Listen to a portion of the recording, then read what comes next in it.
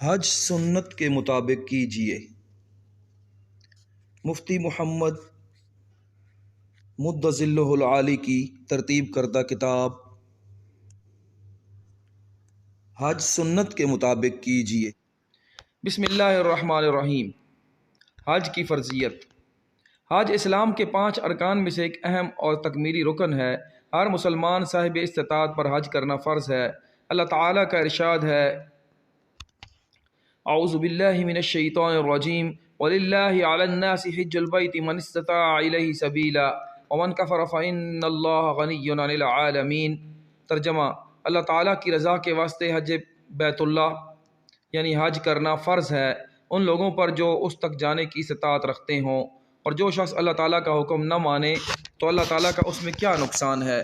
اللہ تعالیٰ تو تمام جہان والوں سے بے نیاز ہیں۔ رسول اللہ صلی اللہ علیہ وسلم نے حج کے بے شمار فضائل اور حج نہ کرنے پر شدید وعیدیں ارشاد فرمائی ہیں، لیکن آج کل عوام میں حج کی فرضیت کے متعلق طرح طرح کی غلط فہمیاں پھیلی ہوئی ہیں۔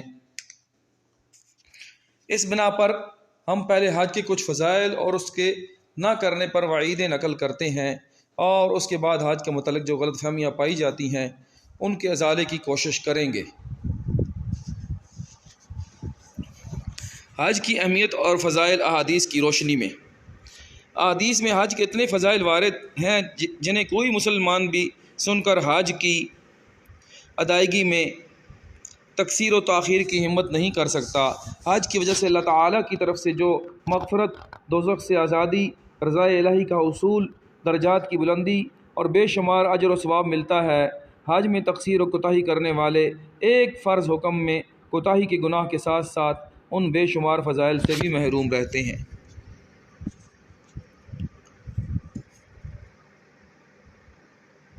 ابو ہریرہ رضی اللہ عنہ کا ارشاد ہے، نقل کیا ہے کہ نبی کریم صلی اللہ علیہ وسلم نے فرمایا، جس آدمی نے حج کیا اور اس میں نہ تو کسی شہوانی اور فحش بات کا ارتکاب کیا اور نہ اللہ کی کوئی نافرمانی کی، تو وہ گناہوں سے ایسا پاک و صاف ہو کر واپس جائے گا جیسا اس دن تھا جس دن اس کی ماں نے اسے جنا تھا۔ ایک عمرہ دوسرے عمرے تک درمیان کے گناہوں کا کفارہ ہو جاتا ہے، اور حج مبرور کا بدلہ تو بس جنت ہے۔ پے در پے حج کیا کرو، حج اور عمرہ، کیونکہ یہ دونوں فقر اور محتاجی اور گناہوں کو اس طرح دور کر دیتے ہیں جس طرح سنار کی بھٹی لوہے، سونے اور چاندی کا میل کچیل دور کر دیتی ہے، اور حج مبرور کا صلہ تو بس جنت ہی ہے۔ ارشاد ہے، حج اور عمرہ کرنے والے اللہ تعالیٰ کے مہمان ہیں۔ اگر وہ اللہ تعالیٰ سے دعا کریں تو اللہ تعالیٰ ان کی دعا قبول فرماتے ہیں، اگر وہ ان سے مغفرت مانگے تو ان کی مغفرت فرماتے ہیں۔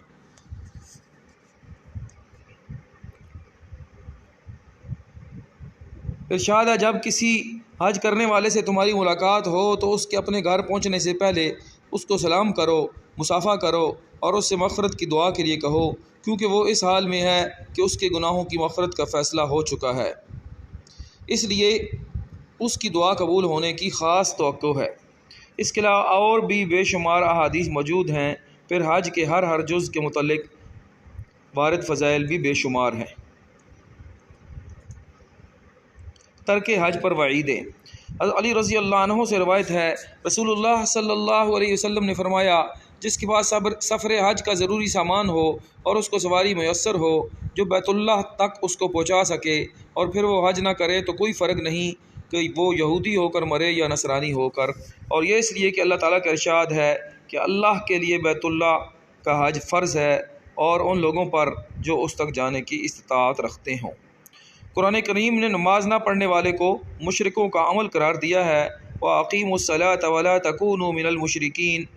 اسی طرح اس حدیث میں حج نہ کرنے کو یہود و نصارہ کا عمل قرار دیا ہے، کیونکہ یہود و نصارہ حج نہیں کیا کرتے تھے۔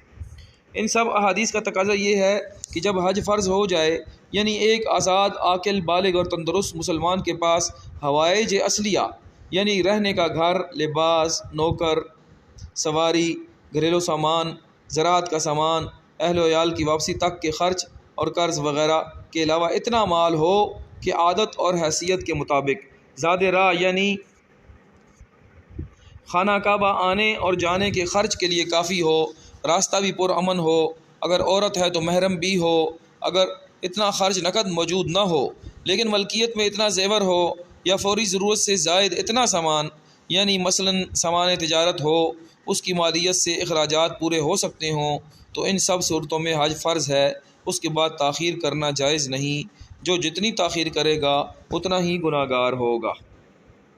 امام اعظم امام مالک، امام احمد اور امام ابو یوسف رحمہ اللہ تعالی کے نزدیک استطاعت کے بعد حج فی الفور فرض ہو جاتا ہے، لہذا فرض ہونے کے بعد پہلے ہی سال ادا کرنا ضروری ہے۔ کیونکہ سال بھر میں حج کا وقت متعین ہے اور موت کا کوئی وقت متعین نہیں، تو باوجود قدرت کے تاخیر کرنا گویا حج کو ضائع کرنا ہے۔ نبی کریم صلی اللہ علیہ وسلم نے فرمایا، جو حج کا ارادہ کرے اس کو جلدی کرنا لازم ہے، اس لیے کبھی آدمی بیمار ہو جاتا ہے یا اور کوئی حاجت پیش آ جاتی ہے۔ اس بنا پر والدین اگر اجازت نہیں دیتے تو ان کی اجازت کے بغیر بھی حج فرض کے لیے جانا ضروری ہے، الا یہ کہ وہ خدمت کے ایسے محتاج ہوں کہ حج پر جانے کے بعد ان کے ناقابل تحمل مشقت میں پڑنے کا خطرہ ہو۔ حج میں تاخیر کے بعض من گھڑت اعذار۔ بعض لوگ حج فرض ہونے کے باوجود حج ادا کرنے سے غفلت برتتے ہیں اور مختلف قسم کی تعویلیں اور بہانے پیش کرتے ہیں۔ ذیل میں ایسے لوگوں کی کچھ تعویلیں پیش کی جا رہی ہیں جو احادیث بالا میں بیان کردہ وعیدوں کی روشنی میں بالکل غیر معتبر ہیں۔ پہلے نماز روزہ تو کر لیں۔ کچھ لوگ یہ عذر پیش کرتے ہیں کہ حج پر تو بعد میں جائیں گے، پہلے نماز روزہ کے پابند تو ہو جائیں۔ حالانکہ یہ ایک من گھڑت عذر ہے۔ حج کا فرض ہونا نماز روزہ کی پابندی پر کہاں موقوف ہے؟ نیز نماز روزے کی پابندی بھی تو اپنے اختیار میں ہے، جب چاہیں پابند ہو جائیں، کیا مشکل ہے؟ اور سب سے اہم بات یہ کہ حج سے آدمی کی روحانی تربیت ہوتی ہے۔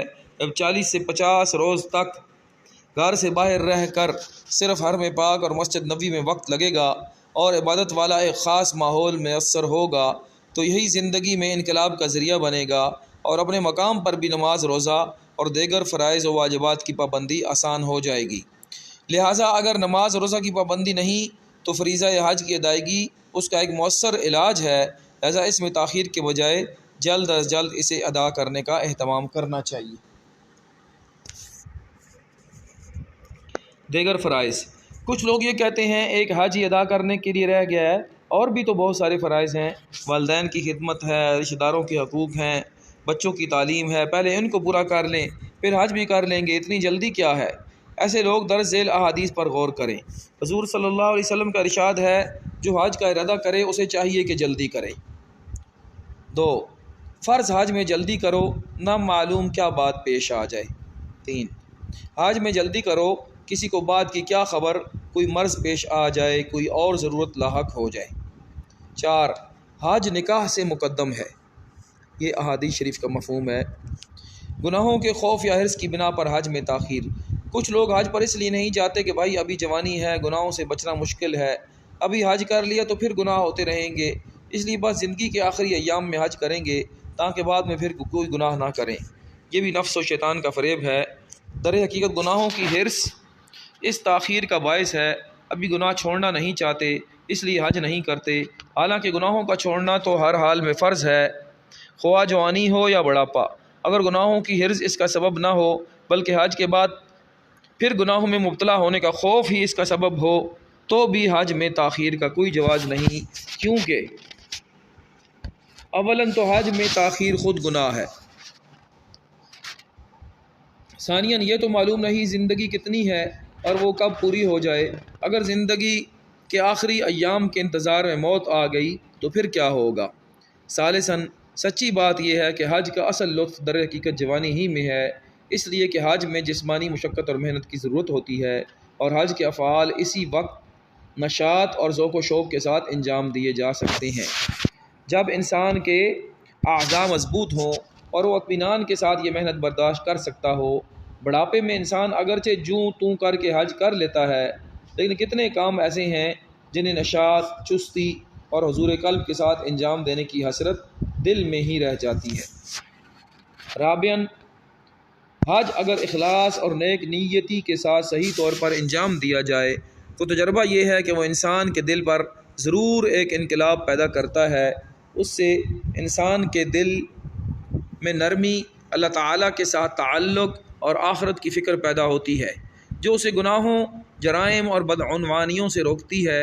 قلب و ذہن کی اس تبدیلی کی سب سے زیادہ ضرورت انسان کو جوانی میں ہوتی ہے، کیونکہ اس کے بغیر وہ جوانی کی رو میں غلطیاں کرتا چلا جاتا ہے۔ در جوانی توبہ کردن شیوائے پیغمبری است، وقت پیری گرگ ظالم می شود پرہیزگار۔ جوانی میں ظلم اور گناہ سے توبہ پیغمبروں کا شیوا ہے، بڑھاپے میں تو ظالم بھیڑیا بھی پرہیزگار بن جاتا ہے۔ بچوں کی شادیوں کا مسئلہ۔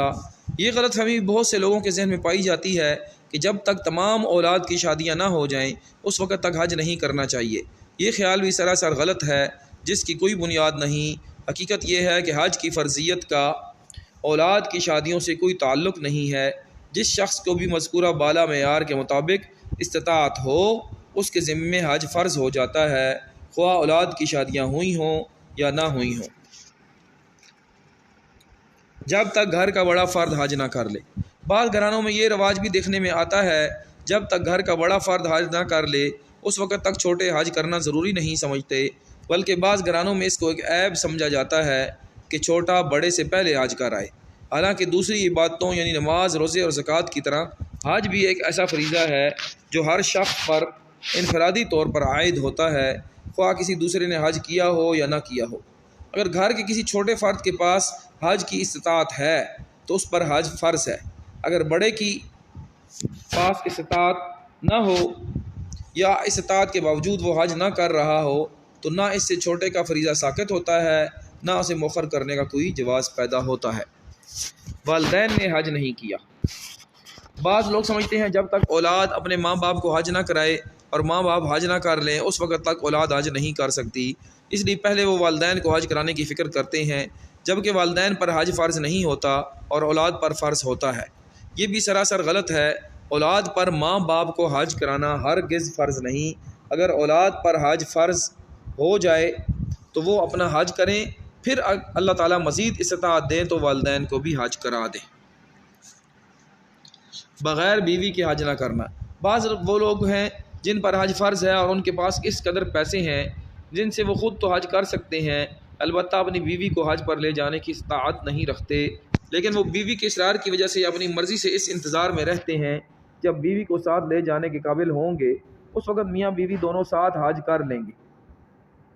واضح رہے بیوی کو ساتھ لے جانے کے انتظار میں حج کو مؤخر کرنا درست نہیں۔ خاوند کو چاہیے کہ اس وقت وہ خود حج ادا کرے، پھر بعد میں اللہ تعالیٰ توفیق دے تو بیوی کو بھی حج کرا دے۔ ابھی بچے چھوٹے ہیں۔ بعض لوگ عموماً عورتیں یہ بہانہ بناتی ہیں ابھی بچے چھوٹے ہیں اور ہم نے کبھی بچوں کو اکیلا نہیں چھوڑا، انہیں اکیلا چھوڑ کر کیسے جائیں گے۔ یہ بھی محض ایک بہانہ ہے۔ ان کو اگر کسی دوسری جگہ کا سفر درپیش ہو یا کسی مرض کی وجہ سے اسپتال جانا پڑے تو اس وقت چھوٹے بچوں کا سب انتظام ہو جاتا ہے۔ جب وہاں انتظام ہو سکتا ہے تو حج کے لیے جانے کی صورت میں بھی انتظام ہو سکتا ہے۔ اس لیے بچوں کی حفاظت کا مناسب بندوبست کر کے حج ادا کرنے کی فکر کرنی چاہیے۔ البتہ اگر عورت حاملہ ہو اور ایام حج میں ولادت کا امکان ہو تو اسے حج مؤخر کرنے کی اجازت ہے۔ ماحول نہیں۔ اگر کسی کو یاد دلائیں بھائی آپ صاحب استطاعت ہیں، آپ کے اوپر حج فرض ہے، اس کو ادا کیجئے، تو جواب دیا جاتا ہے ہمارے گھر میں ماحول نہیں، اس قسم کی باتیں ہمارے یہاں نہیں ہوتی اور والدین اجازت نہیں دیتے، اور جب تک ماحول نہ ہو ایسا کرنے کا کیا فائدہ۔ مگر شرعاً یہ کوئی عذر نہیں۔ والدین کی اجازت یا ایسا ماحول فریضہ حج کی ادائیگی کے لیے ضروری نہیں۔ یہ بہانہ آخرت میں بالکل نہ چل سکے گا۔ حج نہ کرنے کے ہیلوں کا جواب۔ حج نہ کرنے کے مذکورہ تمام ہیلوں اور بہانوں کا ایک ہی جواب ہے۔ رسول کریم صلی اللہ علیہ وسلم نے فرمایا، جس شخص کے لیے واقعتاً کوئی مجبوری حج کرنے میں حائل نہ ہو، یا ظالم بادشاہ کی طرف سے کوئی رکاوٹ نہ ہو، یا ایسی شدید بیماری لاحق نہ ہو جو حج کرنے سے روک دے، پھر بھی وہ بغیر حج کیے مر جائے تو اسے اختیار ہے، چاہے یہودی ہو کر مرے یا عیسائی ہو کر مرے۔ ایک اہم تنبیہ۔ آخر میں یہ بات بھی ملحوظ رہے، جن حضرات کی درخواستیں منظور ہو جائیں انہیں جانے سے پہلے حج کے مکمل احکام و آداب سیکھنے چاہیے۔ اس کے لیے ہر زبان میں کتابیں بھی موجود ہیں۔ ملک کے مختلف حلقوں کی طرف سے حج کے تربیتی کورس بھی منعقد ہوتے ہیں، ان میں شرکت کرنی چاہیے۔ عموماً درخواست کی منظوری اور حج کے لیے روانگی کے درمیان خاصا طویل وقفہ ہوتا ہے، جو حج کے احکام و آداب سیکھنے کے لیے بہت کافی ہے۔ بہت سے حضرات اس طرف توجہ دیے بغیر حج کے لیے روانہ ہو جاتے ہیں اور اتنا خرچ اور مشقت اٹھا کر بھی صحیح طریقے کے مطابق حج کرنے سے محروم رہتے ہیں۔ دنیا میں کھیلوں کے آداب و قواعد مستقل فن کی صورت اختیار کر گئے ہیں، دل مانے یا نہ مانے ان کی پابندی کرنی پڑتی ہے۔ تو حج تو ایک عبادت ہے، بڑی مقدس اور عظیم الشان عبادت، لہٰذا اس کے احکام و آداب سیکھنا، ان کی پابندی کرنا نہایت ضروری ہے۔ اگر اپنی من مانی کرنی ہے تو حج کے تکلف کی